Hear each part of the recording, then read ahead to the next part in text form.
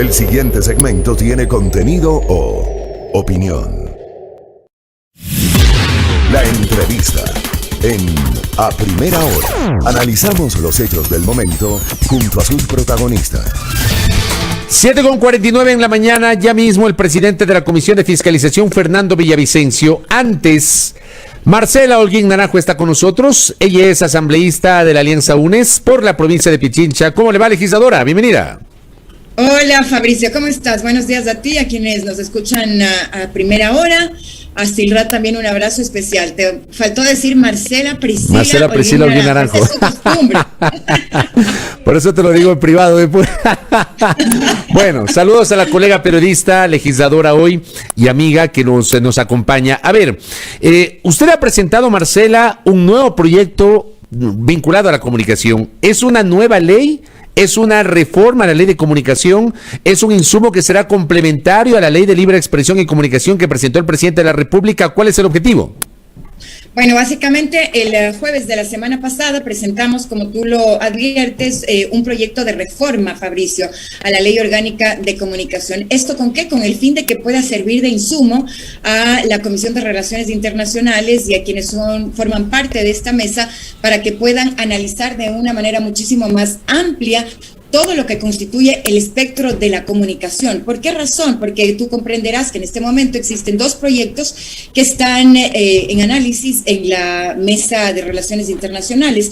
El que enviado por el Ejecutivo semanas atrás y el otro que fue enviado a través de Fundamedios por dos asambleístas, del asambleísta Villavicencio y la asambleísta Marjorie Chávez. Yo creo que es absolutamente importante que en este momento exista la mayor cantidad de voces posibles para que en este sentido el tratamiento de las reformas a la Ley Orgánica de Comunicación sean lo más plural posible, y eso es lo que nosotros hemos tratado de hacer, incorporando también esta propuesta de ley para que sea analizada. Es una propuesta que la hemos venido trabajando con varios sectores de la comunicación, entre ellos los trabajadores de la comunicación, la academia, que no puede estar exenta de este proceso de reformas a la ley de comunicación. Hemos trabajado también con el Observatorio de Medios de Comunicación, en este caso públicos, con trabajadores de la comunicación de medios digitales, con productores de audiovisuales independientes. Es decir, hemos tratado de recoger la mayor cantidad de voces posibles para incluir en esta propuesta. Correcto. Esa propuesta implica un cambio sustancial de lo que está vigente y va en contraposición a la propuesta de Lazo. Es un cambio sustancial, sí, diría yo, y es un cambio sustancial a aquello que en este sentido ha propuesto el presidente Guillermo Lazo. ¿Por qué razón?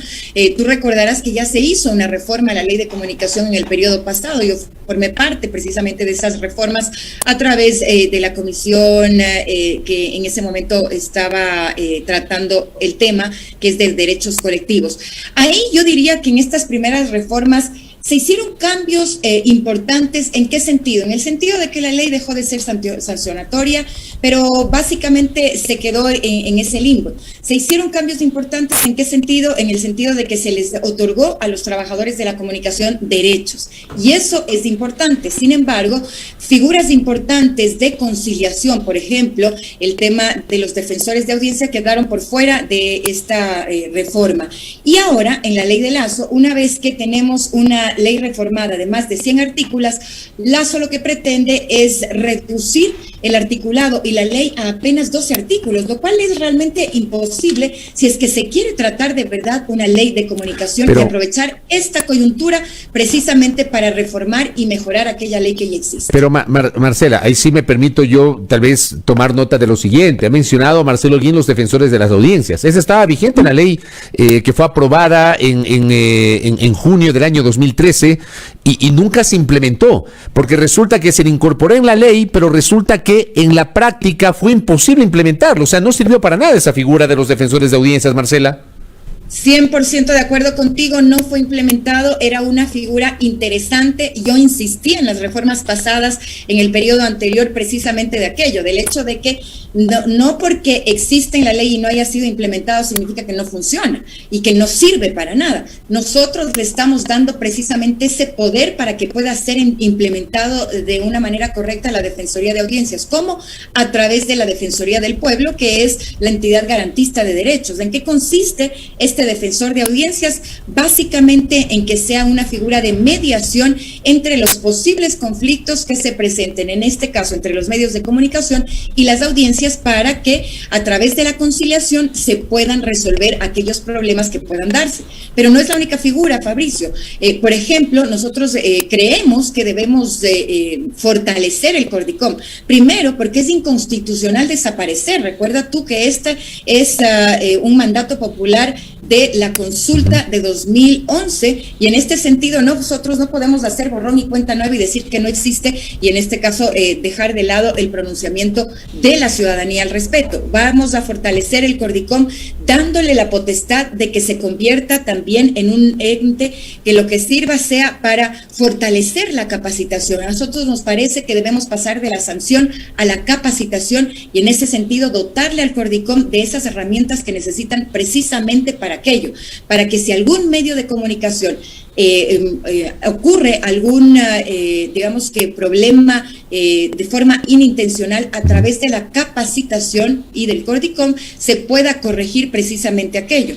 Estamos mejorando también la distribución del CORDICOM para que existan, entre otras cosas, por ejemplo, un miembro de la academia, que nos parece importante, un miembro de un consejo consultivo que nosotros pretendemos crear, y en donde estarán representantes de los medios de comunicación público-privadas, de los medios de comunicación comunitarios, de los trabajadores de la comunicación, que nos parece importante, y no necesariamente tiene que presidir el delegado del Ejecutivo, tiene que ser un CORDICOM más ciudadano que precisamente se acerque más a la ciudadanía. Estos, entre otros aspectos, como por ejemplo el hecho de fortalecer a los medios comunitarios, algo que en la propuesta de Lasso se olvidó por completo, y que evidentemente, si es que nosotros queremos equidad, si hablamos de pluralidad de voces, hablamos de democracia en la comunicación, no podemos dejar por fuera los medios comunitarios. Ahora, cuando le escucho lo que está señalando, que me parece muy interesante dentro de lo que va a ser el debate de estas propuestas vinculadas a la comunicación, también reflexiono y me invita a pensar, y yo le pregunto, ustedes están asumiendo una suerte de autocrítica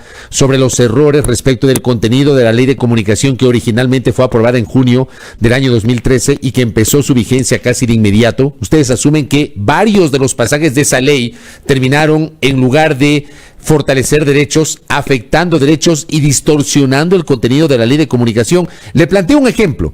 Hoy usted nos habla del CORDICOM, que ya no se llama CORDICOM, el Consejo de Regulación, Promoción y Desarrollo de los Derechos de la Comunicación, algo así se llama. Ya dice, ya no debería ser presidir el delegado del Ejecutivo, pero así fue desde la concepción propia de la ley de comunicación, y por eso preside un delegado del Ejecutivo o una delegada del Ejecutivo. Por poner un ejemplo, ¿ustedes se han dado cuenta de errores que tuvo la ley que terminaron pasando factura al concepto mismo de la ley? Fabricio, yo creo que siempre es importante aprovechar el contexto de una reforma de la ley para mejorarla. Evidentemente una ley siempre va a ser perfectible, por muy trillado que suene, pero es así. Ahora, lo que hay que aprovechar es precisamente este nuevo contexto que existe para mejorar aquello que ya está funcionando o que no lo está haciendo muy bien, y tomar los correctivos necesarios. Lo que no se puede hacer es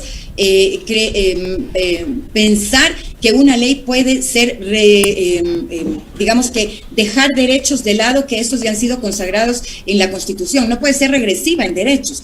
En ejemplo, en este momento, en la ley actual, existen muchos derechos que han sido consagrados a los trabajadores de la comunicación. Te pongo ejemplos: el artículo 42.1, 43, 44, que habla de los derechos de una persona que hace comunicación, no únicamente periodismo. Por ejemplo, en el artículo 43, si es que mal no recuerdo, 44, por decirte algo, se habla de la obligatoriedad que tiene el Estado de ofrecer, en este caso, las medidas de seguridad necesarias para cuando un periodista o un trabajador de la comunicación se somete a actividades que están en riesgo. Y aquí hablamos del tema de la trata de personas, del tema de las investigaciones en cuanto a combustibles, a corrupción y demás. A nosotros nos parece que es absolutamente imprescindible que esos derechos sigan existiendo en una ley para que no sea regresiva, precisamente. En el proyecto del presidente Lasso caso no se habla absolutamente nada de ese tema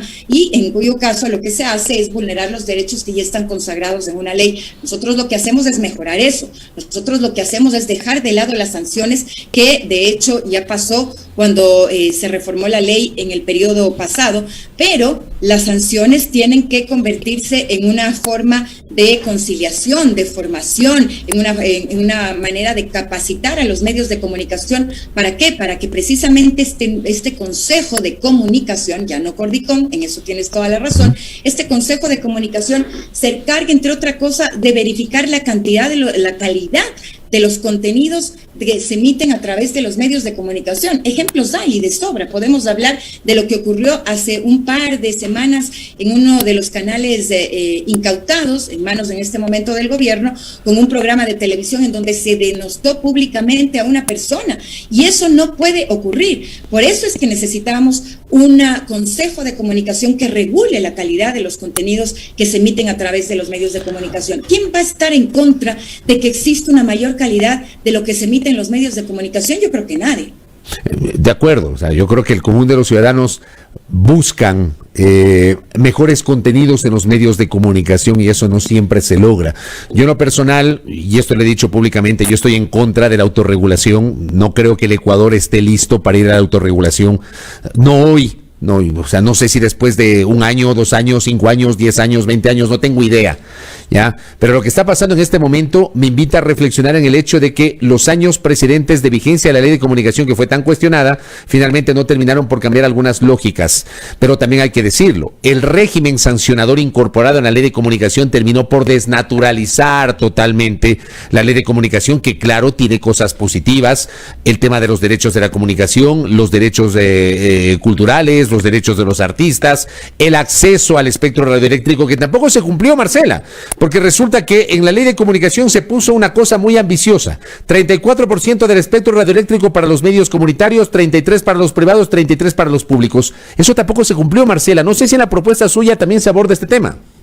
Por supuesto que sí. Primero, permíteme solamente emitir un comentario en el tema de la autorregulación. Pienso exactamente tal cual como tú manifiestas. Yo he sido periodista en ejercicio de la profesión durante 23 años y aquí lo que hay que hacer es respetar lo que dice la norma.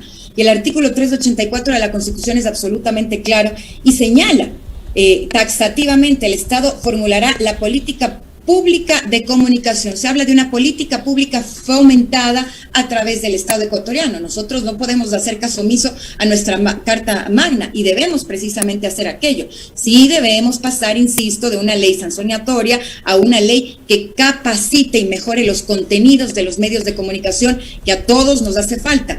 Nosotros nos preocupamos también, por supuesto, del tema de fortalecer a los medios comunitarios a través de un concurso equitativo y equilibrado de las frecuencias. Ahora lo que se pretende es dividir la ley en dos. Uno, el tema de las frecuencias a través de la ley de telecomunicaciones y quedarnos con apenas 12 artículos de la ley de comunicación, como si es que la comunicación se pudiera resolver tan simple como aquello. Nosotros lo que proponemos es precisamente incorporar el tema de las frecuencias también a propuesta de reforma a la Ley Orgánica de Comunicación. Insisto, Fabricio, primero, para que a través de aquello se establezca un concurso equitativo de frecuencias, algo que no se ha hecho hasta ahora. ¿Para qué? Para garantizar la pluralidad de voces, fortalecer precisamente al sector comunitario.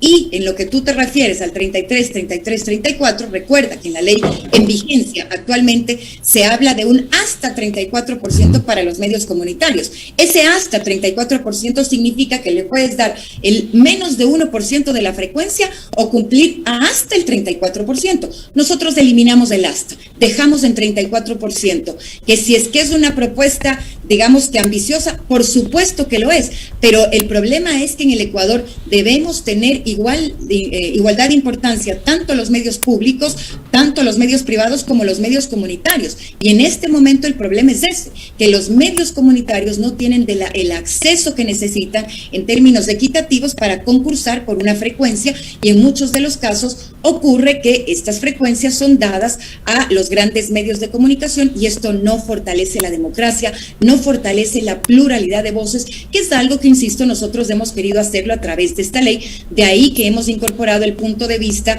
Fabricio, de muchos actores de la comunicación que nos parece importante. Esta no es una ley de Marcelo Holguín, esta es la ley de las personas que integran CORAPE, esta es una ley del Observatorio de los Medios Públicos, de aquellas personas que hacen comunicación digital, de varios de los trabajadores de la comunicación con quienes yo he trabajado, valga la redundancia, durante más de 4 años en la vulneración de sus derechos. Es una ley que también fortalece en este caso, por ejemplo, el trabajo que hacen los productores audiovisuales independientes.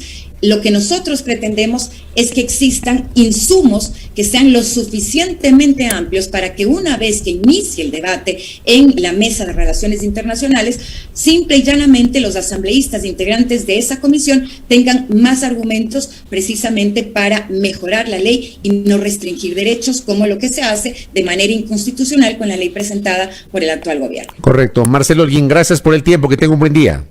Gracias, Fabricio. Un abrazo para ti y para nuestros amigos. Muy gentil a Marcela Holguín Naranjo. Ella es asambleísta de UNES y ha propuesto un otro proyecto de reforma a la ley de comunicación para justamente enriquecer el debate en torno al proyecto de ley que envió el pasado 24 de mayo el presidente Guillermo Lasso a la Asamblea Nacional, que ha sido hasta hoy el único proyecto de ley que ha remitido el Ejecutivo a la función legislativa. 8 de la mañana con 4 minutos, aquí en A Primera Hora por Majestad Radio y Majestad Televisión.